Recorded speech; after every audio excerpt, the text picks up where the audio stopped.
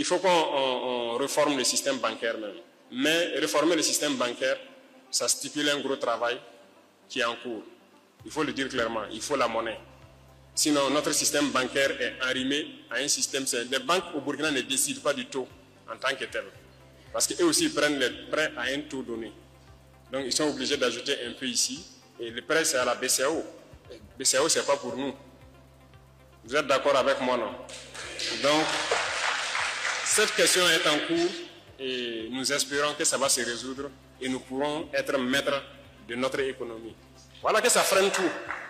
À cause des taux de prêt en banque, quelqu'un a une idée pour créer une entreprise, mais quand il part y voir le prêt même, c'est difficile. Question de garantie, c'est difficile. Mais parce qu'on ne maîtrise pas notre système monétaire, notre système bancaire. Donc ça, on ne peut pas se développer comme ça, ce n'est pas possible. 16 septembre 2023, 16 septembre 2025. Il y a 2 ans, le Mali, le Niger et le Burkina Faso, sous le leadership de leur chef d'État, le général d'armée Assimi Goïta, le général d'armée Abdourahmane Tchani et le capitaine Ibrahim Traoré créent l'Alliance des États du Sahel. Un symbole fort d'une souveraineté en marche. Les 3 pays tracent ainsi leur propre chemin. La charte du Liptako Gourma instituant l'AES comporte 17 articles. Son objectif principal est d'établir une architecture de défense collective et d'assistance mutuelle. Les parties signataires s'engagent ainsi à lutter contre le terrorisme sous toutes ses formes et la criminalité en bande. Il faut se protéger tout d'abord de toute ingérence étrangère.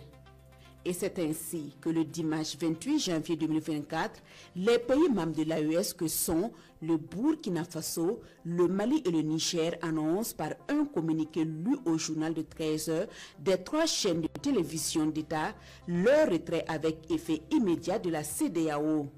Très vite, dans le domaine militaire, le 7 mars 2024, un communiqué annonce la création d'une force conjointe anti-djihadiste entre ses États membres, à l'issue d'une réunion entre les chefs d'état-major des armées du Mali, du Burkina Faso et du Niger. Le 16 septembre 2025 marque le 2e anniversaire de l'Alliance des États du Sahel, en abrégé l'AES. Créée par le Niger, le Mali et le Burkina Faso, cette organisation devait être une réponse forte aux défis sécuritaires, politiques et économiques de la région. Mais 2 ans après, plusieurs constats sont faits, parmi lesquels une très forte influence russe. Au Niger, par exemple, le scepticisme grandit quant aux réels bénéfices des Nigériens dans cette alliance et enfin, la promesse d'une monnaie souveraine qui n'a toujours pas été implémentée.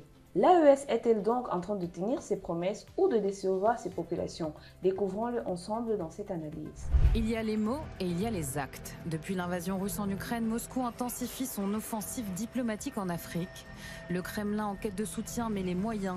Le ministre des Affaires étrangères sillonne le continent. Au total, 4 tournées en 1 an et demi avec toujours la même rhétorique anti-occidentale. Votre déplacement ici avec le Mali, nous voudrions d'abord en souligner le caractère historique, parce que des mémoires, en tout cas des diplomates maliens, nous pensons que c'est la première fois que nous recevons ici, en République du Mali, un ministre des Affaires étrangères de la Fédération de Russie. Nous et nos amis maliens, ainsi que l'écrasante majorité des autres pays africains, considérons qu'il est nécessaire d'oublier cette approche de l'Afrique comme une métropole coloniale. Vu comment les Occidentaux ont annexé et exploité ces territoires, ce continent, ils devraient s'habituer au fait que le monde a changé. Si la guerre au Sahel ne se jouait plus seulement avec des fusils, mais aussi avec des récits et des images. Depuis la chute du groupe Wagner, la Russie a rapidement rebondi en créant l'Africa Corps.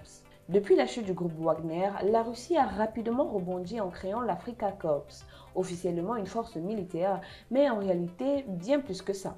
Car derrière les opérations armées au Mali ou au Burkina Faso, il y a une autre arme invisible, les médias. des médias pro-russes comme African Initiative et des messages martelés sur les réseaux sociaux.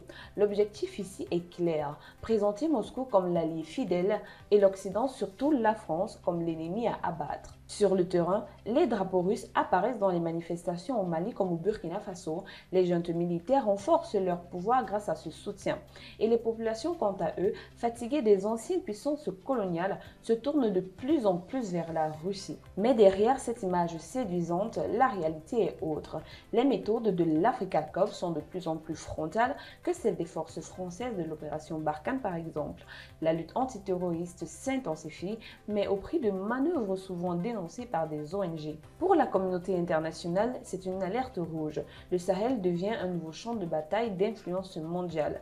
D'un côté, la Russie et son narratif anti-occidental et de l'autre, une Europe affaiblie et chassée de la région. Dimitri Zuferey, cofondateur de All Eyes on Wagner, fait des révélations scandaleuses aux médias DW. Au moment où on avait sorti notre livre La méthode de Wagner, certains membres de Wagner à l'époque spécialisés dans l'influence se sont déplacés dans ces structures comme African Initiative. Donc ce volet propagande est toujours présent. Mais les messages ont pour but de conserver toujours cet impact, cette même thématique anti-européenne et surtout anti-française. Que ce soit au niveau de la force Barkhane où les soldats sur place faisaient aussi de l'éducation, partageaient beaucoup d'éléments qui étaient une véritable force de pacification. Et là, on est dans quelque chose qui, notamment au Mali, est beaucoup plus violent, déclare ce dernier. Les messages sont toujours présents et ont justement tant d'impact sur les populations sur place, ajoute-t-il. Mais que ce soit Wagner ou la structure Africa Corps qui a repris les activités de Wagner au Mali, ou la brigade notamment pour citer qu'au Burkina Faso, apparaissent comme étant moins sanguinaires. Alors, est-ce que cette nouvelle ère va apporter la stabilité tant attendue au Sahel, ou bien ouvrir la porte à encore plus de violence et de dépendance vis-à-vis de Moscou? L'avenir nous le dira certainement, mais au même moment, le Niger s'interroge. Elle s'interroge sur ce qu'elle a vraiment gagné de cette alliance avec le Mali et le Burkina Faso pendant 2 ans. Les armées du Niger et du Mali ont uni leurs forces pour acheminer cette semaine un convoi de 40 camions-citernes jusqu'à Gao, afin de faire face à la pénurie persistante de carburant qui touche le nord du Mali. Les camions-citernes ont été conduits par l'armée nigérienne jusqu'à la frontière, puis pris en charge par les forces militaires maliennes jusqu'à Gao. Pour certains, le Niger est devenu le dindon de la farce. Le pétrole nigérien est vendu au Mali et au Burkina Faso 2 fois moins cher qu'au Niger même. Quand Niamey rompt ses relations diplomatiques, ses alliés renouent avec les mêmes pays, expliquent certains. Et sur le plan militaire, beaucoup dénoncent un manque de réciprocité. Le Niger aurait défendu les autres, mais n'aurait pas reçu le même soutien. D'autres voix plus optimistes défendent l'AES. Le Niger y a trouvé 2 alliés stratégiques pour lutter contre le terrorisme. Quand la CEDEAO menaçait d'intervenir, l'AES et même la Guinée se sont dressés aux côtés du Niger. Et lors de la fermeture de frontières béninoises, le Burkina a servi de corridor vital pour les marchandises nigériennes. Reste donc la grande question de la sécurité. La force conjointe de l'AES n'est toujours pas pleinement opérationnelle. Trop d'officiers dans les bureaux, pas assez sur le terrain. Beaucoup attendent que cette force devienne réalité pour faire face à la recrudescence des attaques terroristes au Mali, au Burkina Faso et aussi au Niger. 2 ans après sa création, l'AES divise l'opinion au Niger. Certains y voient une bouée de sauvetage stratégique, d'autres une alliance déséquilibrée. Une chose est sûre, dans un contexte de menaces croissantes et d'isolement diplomatique, l'avenir du Niger au sein de l'AES reste un sujet brûlant et incertain. Et vous, pensez-vous que le Niger sort gagnant de l'Alliance des États du Sahel ou perdant? Partagez vos avis en commentaire, nous serons ravis de vous lire. Mais en attendant, découvrons ensemble ce qu'il en est du projet de monnaie souveraine tant publicité par l'AES lors de sa création. En septembre 2023, le Mali, le Burkina Faso et le Niger signaient la charte du Liptako Gourma, donnant naissance ainsi à l'Alliance des États du Sahel, un projet politique, sécuritaire, mais surtout économique. Parmi les attentes, la création d'une monnaie souveraine indépendante du franc CFA. Aujourd'hui, à Bamako comme à Ouagadougou ou à Niamey, cette idée continue de faire rêver commerçants et jeunes activistes. Au marché de Bamako, des commerçants comme Modibo Boiré peinent à écouler leurs produits. Pour eux, une monnaie unique pourrait simplifier les échanges et booster le commerce régional. D'autres, comme l'activiste Iboussi, voient dans cette monnaie une véritable arme d'émancipation et de dignité pour les peuples du Sahel.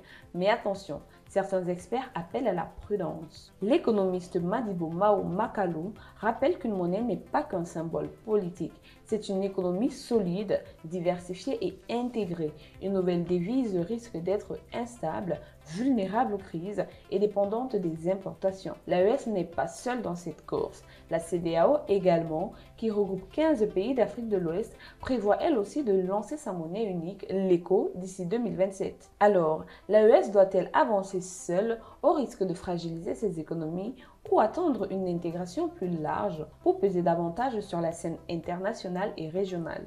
2 ans après sa création, l'Alliance des États du Sahel se trouve à la croisée des chemins.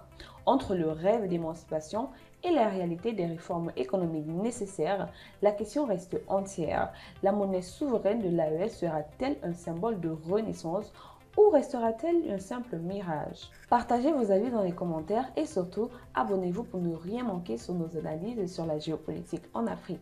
On se donne rendez-vous pour le prochain numéro. Pour plus de contenu sur l'actualité africaine, suivez-nous sur le réseau social africain Diba World et sur toutes nos autres plateformes. Tous les liens sont disponibles dans la bio.